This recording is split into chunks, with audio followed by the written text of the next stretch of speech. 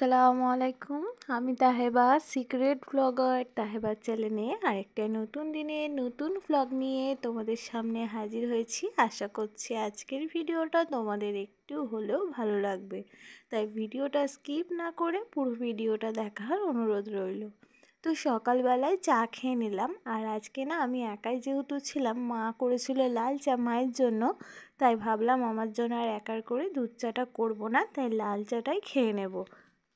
তার সাথে নিয়ে নিয়েছি একটা পরোটা। এদিকে ছেলে মা আমরা সবাই মিলে কিন্তু আজকে একসাথেই চা খাচ্ছি, কারণ সকাল সকাল ঘুম থেকে উঠে পড়েছি। হাজব্যান্ড যেহেতু কাজে চলে গেছে সকালবেলায়, তাই আমিও আর শুয়ে থাকিনি, উঠে পড়েছিলাম। আর সকাল হওয়া মাত্রই কিন্তু হাজার রকম চিন্তা, সারাদিন রান্না কি করব, সারাদিন কোন কাজটা করব, কোথায় যাব, কি কাজ বাকি আছে, এইসব চিন্তা। তো সবার প্রথমে যে কাজটা আমাদের ঘরে মেটাতে হয় যে রান্না কি করব। তো তার জন্য ফ্রিজে কি ছিল সেটাই মাকে বার করে দিলাম। আজকে ছিল করলা ছিল, আর করলা দিয়ে এখন আপাতত রান্নাটা হবে, তারপরে দেখা যাবে যে কি রান্না হয়। আর মা ওদিকে ভাতটা বসিয়ে দেবে কাঠের জালে, আর ওখানে বসে বসে কিন্তু সবজিগুলো কাটাকাটি করে নেবে, তাই মাকে আমি সমস্ত কিছু দিয়ে এলাম। তারপরে মা ওদিকে রান্না বসিয়ে দিয়েছে, আমি এদিকে যে থালা বাসনগুলো সকালবেলা মা মেজেছিল সেগুলোই এখন ভালোভাবে গুছিয়ে রান্নাঘরটা ক্লিন করে রেখে দিচ্ছি। কারণ আজকে আর গ্যাসের মধ্যে মনে হয় রান্নাবান্না হবে না, রান্নাঘরেও খুব একটা নোংরা হবে না, তাই রান্নাঘরটা পরিষ্কার করে চলে গিয়েছিলাম মায়েদের ঘরে। মায়েদের ঘরে গিয়েই কিন্তু আমি আগে ওয়াশিং মেশিনের মধ্যে জলটা ভরতে দিয়ে দিয়েছি, তারপরে কিন্তু এদিকে জানলার পর্দাগুলো খুলে জানালাগুলো খুলে দিচ্ছি। আর রাস্তার ধারে যেহেতু দুটো জানালা, তাই কিন্তু একটা জানালা আমি খুলবো না, আর একটা জানালা আপাতত কিছুক্ষণের জন্য খুলবো, তারপরে কিন্তু আবার বন্ধ করে দেবো। কারণ এত পরিমাণে ধুলো আসছে, প্রত্যেকটা জিনিসের ওপর কিন্তু ধুলোর একটা সাদা আবরণ কিন্তু পড়েই যাচ্ছে প্রত্যেকটা দিন। আর প্রত্যেকটা দিন যে ঘরগুলো সমস্ত আসবাবপত্র বা জিনিসপত্র মোছামুছি করব, সেটারও তো একটা টাইম দেখতে হয়, তাই না? তো প্রত্যেক দিন মোছাও হয় না, কিন্তু না মুছলে আবার দেখতেও কিন্তু খারাপ লাগে অনেকটা। তাই এদিকে মেশিনের জামা কাপড়গুলো কেচে আমি যতক্ষণ মাত্র ঘরে থাকবো ততক্ষণই কিন্তু জানালাগুলো খোলা রাখবো, তারপরে নাহলে আবার বন্ধ করে দেবো, নাহলে প্রচণ্ড অন্ধকারও লাগে ঘরগুলো। তো এদিকে জামা কাপড়গুলো কাচতে দিয়ে আমি এখন কিন্তু খাটটা পরিষ্কার করে গুছিয়ে নিচ্ছি। আমার আজকের ভিডিওটা দেখতে দেখতে যদি তোমাদের কোনো পার্ট বা অংশ ভালো লেগে যায়, তাহলে কিন্তু একটা লাইক করতে ভুলো না, কারণ তোমাদের একটা লাইক আমাকে কিন্তু অনেক মোটিভেট করে নতুন নতুন আরও ভিডিও বানানোর জন্য। আর তোমরা যারা আমার চ্যানেলে নতুন, চাইলে কিন্তু চ্যানেলটা সাবস্ক্রাইব করে পাশে থাকতে পারো। আর যারা এই কাজটা অলরেডি করে দিয়েছো তাদের করে কিন্তু অসংখ্য অসংখ্য ধন্যবাদ। আর আজকে সকালবেলার দিকে কাজ বাজ করে নিয়ে, আর আজকে সন্ধ্যাবেলার দিকে একটা কিন্তু বিয়েবাড়ির নেমন্তন্নও আছে, তো সেখানে যাব। তো তোমরা পুরো ভিডিওটা দেখো, আশা করছি তোমাদের ভালো লাগবে। আর এটা হচ্ছে আমাদের শীতকালের প্রথম বিয়েবাড়ি। তো এটা হচ্ছে একদম নন বেঙ্গলি একটা বিয়েবাড়ি, তো তোমাদের সাথে শেয়ার করব পুরোটাই।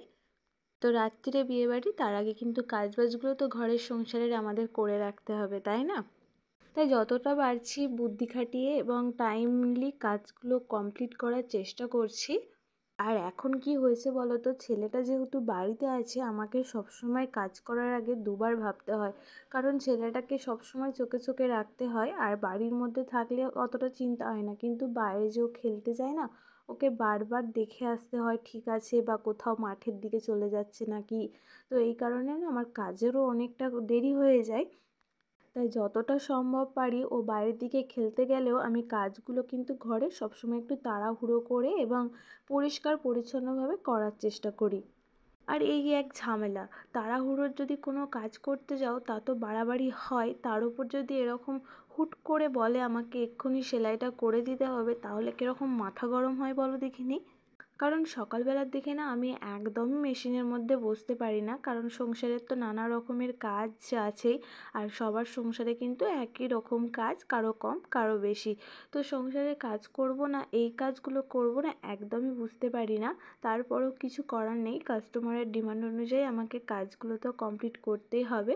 তাই মা ওদিকে রান্না করছিল, আমি ঘরের টুকটাক কাজগুলো করে জামা কাপড়গুলো ছাদে মেলে দিয়ে তারপরেই কিন্তু বসে পড়েছি সেলাই করতে। এখানে একটা সোয়েটার ছিল আর দুটো নাইটি ছিল, সেগুলোই কিন্তু সেলাই করে কমপ্লিট করে নিলাম। আমি জানি আমার মতন আরও অনেকেই কিন্তু সেলাই করো, কিন্তু এরকম তাড়াহুড়োর সেলাইয়ের কাজ করতে কার কার বিরক্ত লাগে আমাকে কিন্তু কমেন্ট করে জানিও। আমার কিন্তু বিরক্তই লাগে, কারণ আমি যে কাজটা করব ধীরে সুস্থে করব কিন্তু ভালো হয়, আর তাড়াহুড়োর কাজ তো দেখবে সবসময় খারাপই হয়ে যায়। তো ওদিকে সেলাইটা করে এখন চলে এসেছি রান্নাঘরে। রান্নাঘরের তো আজকে দায়িত্ব রান্না করার নয়, কিন্তু 10টার সময় যে খাবারটা খাবো তার জন্যই কিন্তু এখানে আমি আজকে একটু ভাত ভেজে নিচ্ছি। আর ভাত ভাজাটা না একটু অন্যরকমভাবে করছি, তাই ভাবলাম তোমাদের সাথে একটু শেয়ার করি, চলো দেখে নিই। প্রথমে কড়ার মধ্যে তেল দিয়ে নিয়েছি, তারপরে দিয়েছি একটুখানি পেঁয়াজ কুচি আর একটুখানি কাঁচা লঙ্কা কুচি। যেহেতু ছেলেটা খাবে তাই ঝাল দিইনি, তোমরা চাইলে কিন্তু ঝাল দিয়ে নিতে পারো। তারপরে পেঁয়াজটা লাল হয়ে দিয়ে দিয়েছি এখানে আমি লম্বা লম্বা করে সরু সরু করে কাটা একটুখানি আলু। তারপরে আলুটা একটু ভালোভাবে ভেজে নেড়ে চেড়ে দিয়ে দেবো সমস্ত মশলাগুলো। এখানে আমি আদা রসুনটা ব্যবহার করিনি, বাকি সব গুঁড়ো মশলাগুলো অল্প অল্প করে কিন্তু ব্যবহার করেছি। তারপরে আলুটাকে ঢেকে ঢেকে একটুখানি সিদ্ধ করে নেব। তারপরে আলুটা ভাজা ভাজা হয়ে গেলে দিয়ে দেব একটা ডিম। আর এখানে আমি আলুটা ঢাকা দিয়ে দুবার তিনবার মতো নেড়ে ছেড়েও দিয়েছি। তারপর আলুটা সাইড করে কিন্তু ডিমটা একটু ভুজিয়া করে নিয়েছি।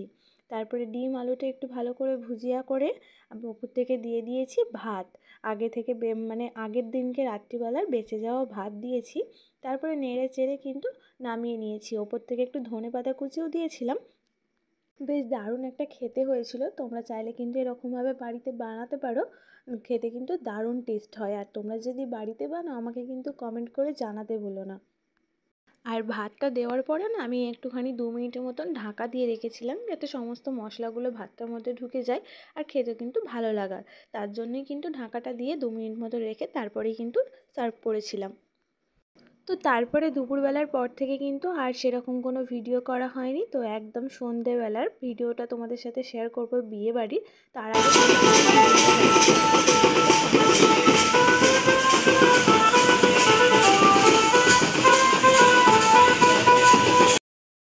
এটা হচ্ছিল বিয়েবাড়ির মানে যেদিনকে বিয়ে করতে যাচ্ছিল সেদিনকার ভিডিও। যে এত নাচানাচি করে ওরা বিয়ে করতে যাচ্ছিল, কিন্তু এমন একটা অঘটন ঘটে যাবে সেটা কিন্তু কেউই বুঝতে পারিনি।